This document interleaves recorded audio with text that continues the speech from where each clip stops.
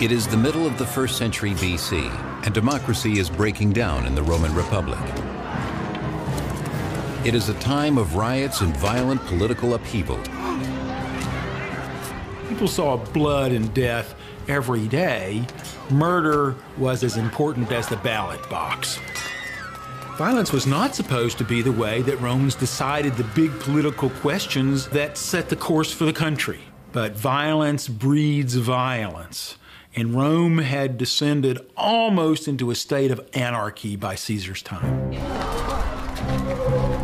This is the troubled world in which young Julius Caesar grows up. By the age of 16, his father has died, and Caesar knows his life will be a struggle.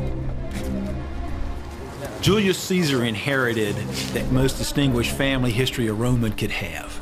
But by the time Julius Caesar was born in 100 BC, his family wasn't as rich and wasn't as powerful as legend said it ought to be. Julius Caesar wanted to restore to his family the glory and the leadership position that his family story said his ancestors had had. While still a teenager and sailing to study on the Isle of Rhodes, Caesar is kidnapped for ransom by notorious pirates. These were the biggest pirates and slave traders in the Mediterranean. So the pirates captured Caesar and held him ransom. It took a long time to raise the money, so Caesar spent a great deal of time in the pirates' camp. Holding his own against these murderers and thieves, young Caesar proves to be more than his captors bargained for. Caesar isn't your ordinary Roman. He's not going to be terrified. Pirates are the great threat to aristocratic society. So what Caesar is showing is that even when he's encountered this greatest of threats, he's risen above it. In the end, Caesar wins his freedom, and the pirates are brought to Roman justice, crucified, and left for the carrion birds. Caesar matures, and by 65 BC, now an experienced soldier in his 30s, he is sent to the Roman province of Hispania to suppress a dangerous band of rebels.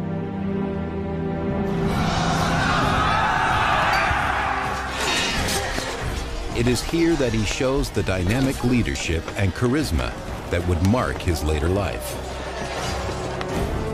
Caesar was able to interact with people from every level of society.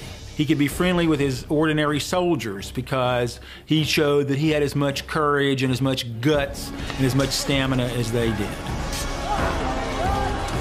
And it is here as well that Caesar's military reputation begins to build.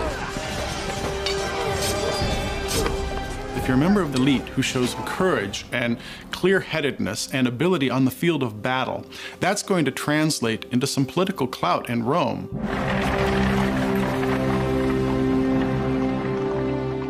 Returning to Rome, Caesar enters politics, using his soaring popularity in an attempt to win the election for the office of consul. To be consul is to hold Rome's most prestigious position, and comes not only with the lucrative governorship of an entire Roman province, but the military command of the legions stationed there. Caesar is a natural politician. Julius Caesar was brilliant in his ability to relate to people, to make them like him. But he was also one of the greatest writers and one of the greatest public speakers. Julius Caesar could make you do what he thought you should do by giving you a speech. Among his admirers is Marcus Brutus, the child of his favorite mistress. He quickly becomes Caesar's loyal protege. Brutus is inspired by his mentor's populist campaign and will one day move into politics himself. Caesar's campaign for the office of consul wins him many supporters, but his appeal to the commoners of Rome and his campaign for change lose him the support of the conservative aristocrats. He sets himself up quite deliberately as a person who will try to change the system of government. And he's a real threat to conservatives because Caesar appears as somebody who stands for something new. He stands out in every way as their antithesis, and there's very little they can do about it.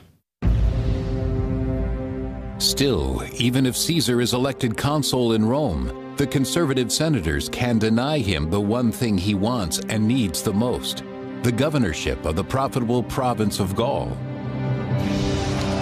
Caesar needed money badly. He was so far in debt that he had literally to run away from his creditors.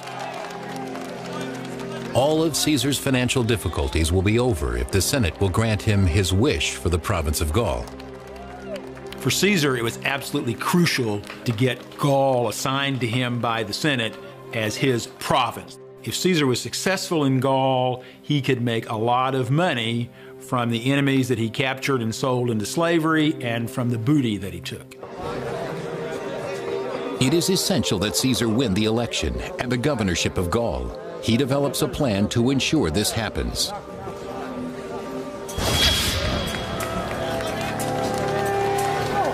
In the brutal arena of Roman politics, one should never fight alone. Caesar arranges a meeting with the two most powerful men in the Republic. One, an old friend, Crassus, the richest man in Rome. He funds all of Caesar's political campaigns. The other is the celebrated general Gnaeus Pompeius Magnus, better known as Pompey the Great.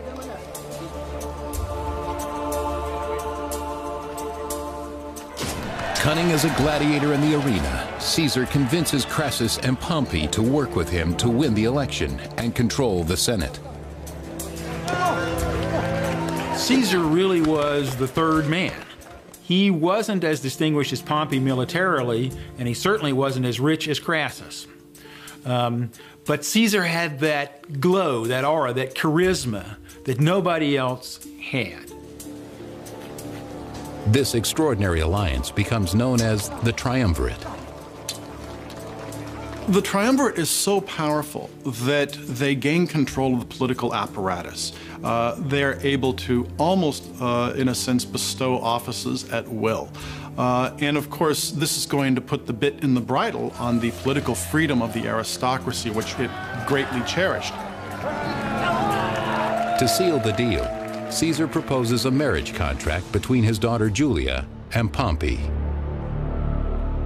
Marriages, especially among Roman aristocrats, are not so much love matches between a husband and a wife.